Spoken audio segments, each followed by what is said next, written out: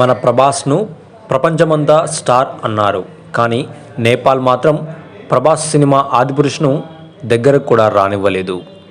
అదే దేశంలో కల్కి 2898 ఏడి మూవీతో ఇండస్ట్రీ హిట్ కొట్టాడు మన డార్లింగ్ ప్రభాస్. కల్కి ఇప్పటి వరకు దాదాపు 1100 కోట్లకు పైగా వసూలను రాబట్టింది. ఇదిలా ఉండగా తన సినిమా బ్యాన్ చేసిన దేశంలో కల్కితో ఇండస్ట్రీ హిట్ కొట్టాడు. గతంలో ప్రభాస్ నటించిన ఆదిపురుష్ సినిమాను నేపాల్లో బ్యాన్ చేశారు.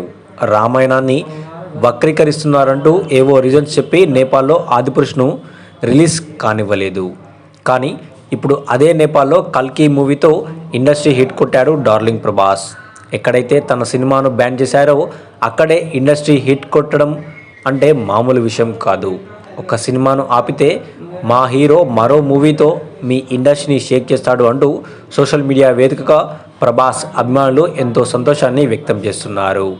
ఇప్పుడు డార్లింగ్ ప్రభాస్ పాన్ వరల్డ్ స్టార్గా ఫుల్ ఫామ్లో ఉన్నాడు.